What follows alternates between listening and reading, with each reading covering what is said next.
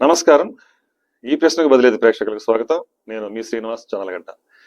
ఈరోజు చర్చించుకుంటున్న విషయం, విజయసాయి రెడ్డిని సిట్ మరోసారి విచారణకి పిలిచింది. అయితే ఇక్కడ చాలా ఆసక్తికరమైన సంఘటనలు చోటు చేసుకున్నాయి ఈ రోజున. ఎందుకంటే ఓ పక్కన విజయసాయి రెడ్డిని ఇవాళ విచారణకి పిలిచిన సందర్భంలో ఆయన తనకి వ్యక్తిగత కారణాలు సాగ్గా చెప్పి, అలాగే ఏవో ముందస్తుగా అనుకున్న కార్యక్రమాలు ఉండటం వల్ల నేను ఈ విచారణకి హాజరు కాలేకపోతున్నాను అనే విధంగా మాట్లాడారు. కానీ నిన్న ఇదే సిట్ అధికారులు ఒక ఐఏఎస్ ఆఫీసర్ని, ఒక విశ్రాంత ఐఏఎస్ ఆఫీసర్ని, ఈ మద్యం కుంభకోణం విషయంలోనే రజత్ భార్గవ్ అనుకుంటా ఆయన పేరు, ఆయన్ని సిట్కి పిలిచినప్పుడు ఆయన ఇదే విధంగా నేను రాలేని ఆసక్తిని తెలియజేస్తే, లేదు తప్పనిసరిగా మీరు రావాల్సిందని అంటే 1 గంట ఆలస్యంగా వచ్చి ఆయన విచారణకు హాజరయ్యారు. చాలా కీలకమైన అంశాలు, విషయాల గురించి కూడా అక్కడ ఆయన నుంచి రాబట్టడం జరిగింది.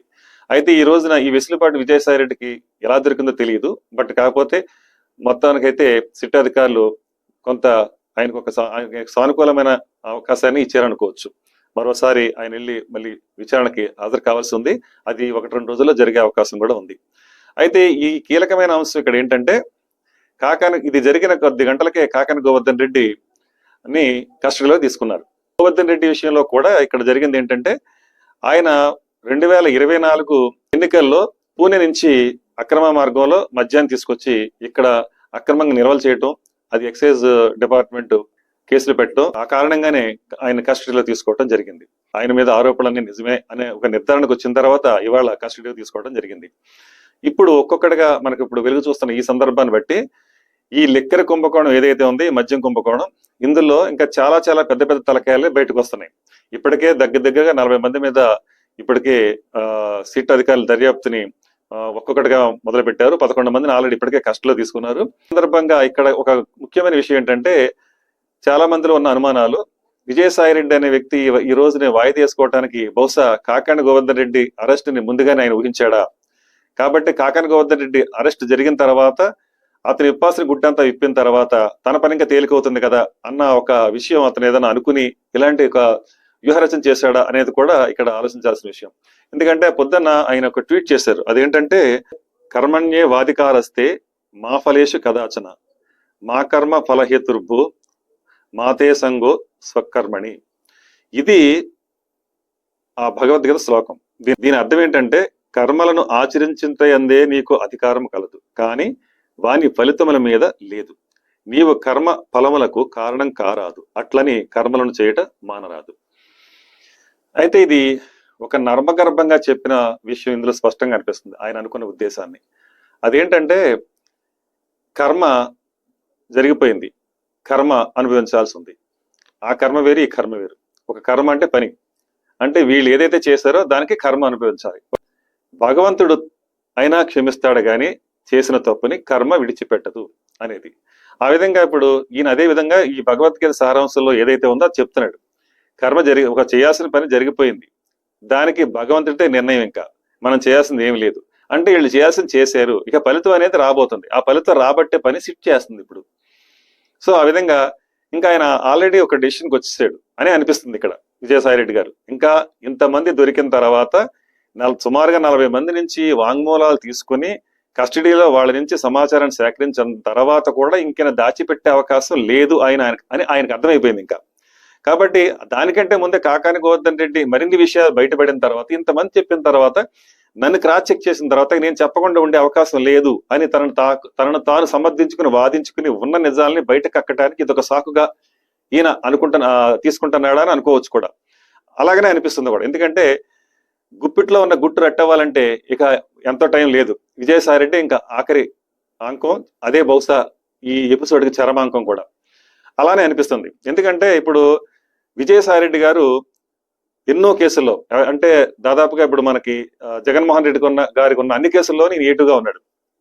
అలాగే వైసీపీ ప్రభుత్వం ఉన్నప్పుడు జగన్మోహన్ రెడ్డికి చాలా కాలం పాటు ఆ పార్టీలో నెంబర్ 2గా ఈయన ఉన్నారు. ఇప్పుడు లిక్కర్ కుంభకోణంలో A5గా ఉన్నారు. అంటే ఎంత కీలకమైన వ్యక్తి అంటే, జగన్మోహన్ రెడ్డి కేసుల విషయంలో అయితేనేమి, అలాగే లిక్కర్ కుంభకోణం విషయంలో అయితేనేమి, ఇంకా ఇతరత్ర కేసుల్లో అయితేనేమి ఈయనకి తెలిసిన విషయాలు ఇంకెవరికి తెలిసే అవకాశం లేదు. ఎందుకంటే ఈయన వైఎస్ రాజశేఖర రెడ్డి కుటుంబానికి ఆప్తుడు, మిత్రుడు, అలాగే చార్టెడ్ అకౌంటెంట్ కూడా. అదే విధంగా 2019లో వైసీపీ అధికారంలోకి వచ్చిన సందర్భంలో ఈ మద్యం కుంభకోణానికి తెరలేపిన సందర్భంలో మొట్టమొదటి సమావేశం జరిగింది కూడా విజయసాయి రెడ్డి ఇంట్లోనే. ఆ విధంగా చూసుకుంటే అక్కడ ఎన్ని రకాల ఇక్కడ ప్రణాళికలు రచించారు, ఎన్ని వ్యూహరచనలు చేశారు, కొత్త మద్యం విధానం తీసుకురావటంలో ఉన్న ఈ ముఖ్య ఉద్దేశం ఏంటి, అక్కడ ఎన్ని డిస్టిలరీస్ ని వెళ్ళి భయపెట్టి వాళ్ళ పాదాక్రాంతం చేసుకుని గన్ పెట్టి వాళ్ళు స్వాధీనం చేసుకున్నారు. ఆ తర్వాత వాటన్నిటికీ కూడా పేరు ఊరు లేని అనామక కంపెనీలకి ఏ విధంగా ఆటలు తీసుకొచ్చి వాటికి దారాదత్తం చేశారు. రాజకేశ్వర రెడ్డి ఈ విషయంలో ఎంత గుత్తాధిపత్యాన్ని తీసుకొచ్చాడు. ఆ తర్వాత ఈ ఏదైతే వీళ్ళు అనామక కంపెనీలు పెట్టారో డిస్టిలరీస్, వీటన్నిటికీ ఈ మద్యం సంబంధించిన ఆర్డర్స్ ఇచ్చి దాని ద్వారా ఎన్ని ముడుపులు 1000 కోట్లు వీళ్ళు కుంభకోణం చేశారు. దాన్ని ఎన్ని దారుల్లో ఎక్కడెక్కడికి పంపించారు, ఆ పంపించింది అంతిమంగా ఎక్కడికి చేరుకుంది, ఈ గుట్టు మరికొద్ది రోజుల్లో బయటికి రాబోతుంది. దాని నిజానిజాలు బయటికి ప్రపంచానికి తెలియబోతుంది. ఎందుకంటే తెరవేపుతున్న ఈ సందర్భంలో విజయసాయి రెడ్డి మరోసారి విచారణకు ఎదుర్కోవడం అనేది ఏదైతే ఉందో, బహుశా ఇది ఈ కీలక పరిణామం రాబోయే రోజుల్లో అన్ని వీళ్ళు ఎవరినైతే చూపిస్తున్నాయో అందరికీ తెలిసిన విషయం ఇది. అదే విధంగా ఇప్పుడు అంతిమ లబ్ధిదారు ఎవరనేది అందరికీ తెలిసిన విషయమే. ఆ అంతిమ లబ్ధిదారుడు అనేది ప్రజలు అనుకునేది జగన్మోహన్ రెడ్డి అనేది, అది కూడా అందరూ అనుకునే విషయమే.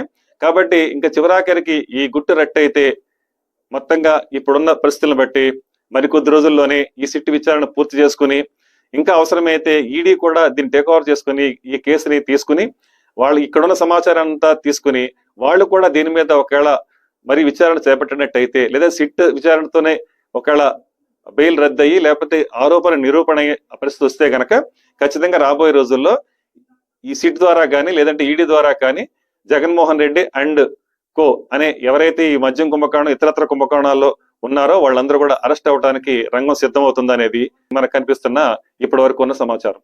నమస్కారం, మీ జేఎస్ఆర్.